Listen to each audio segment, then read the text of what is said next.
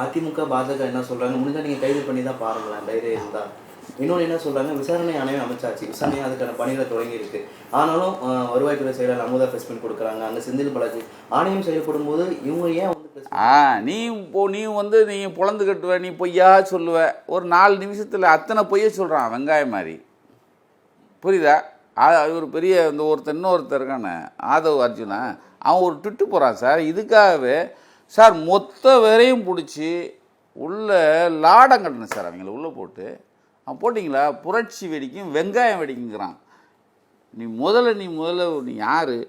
Lottery விற்கிறவனுடைய மருமை, அவனு fraud, நீ அவனுக்கு மருமை.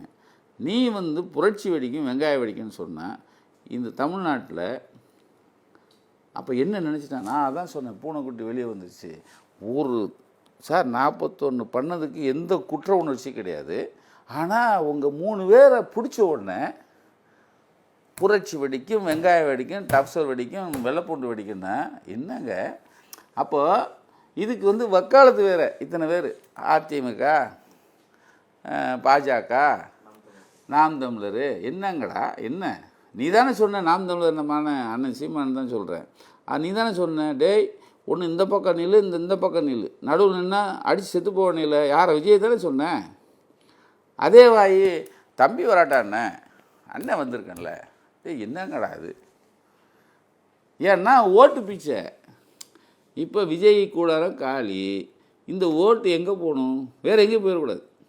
அதுக்கு இவர் நீங்கள் வந்து உண்மையிலே சார் பாராட்ட வேண்டியதுன்னா, ஒரு 41 கொலை பண்ணிட்டு ஒருத்தன் அதாவது இங்கே தீ பற்றிட்டு இருக்கு, ஒருத்தன் தப்பிச்சம் பொழைச்சோன்னு 41 கொலையை பண்ணிவிட்டு ஒருத்தன் ஓடுறான் சார். ஓடி இங்கேருந்து 40 நிமிஷத்தில் திருச்சியிலேருந்து ஃப்ளைட்டு சென்னைக்கு வரான். அதே டைமில் அங்கேருந்து சிஎம் கிளம்பி இங்கே வரார் சார். யார் சார் இது? யார் பக்கம் நம்ம நிற்கணும்? கொலகாரம் பக்கமாக நிற்கிறது? கொலகாரம் பக்கம் நிற்கிறாங்க சார் இவங்க எல்லாம். அதிமுகலேருந்து இந்த வெங்காயம் பிஜேபியிலேருந்து எல்லாருமே ஓட்டு அரசியல் பிச்சு எடுக்கலாம். அதுக்கு நீ ஓட்டு அரசியல் விடுங்கடா, மனிதாபிமானம் பாரு.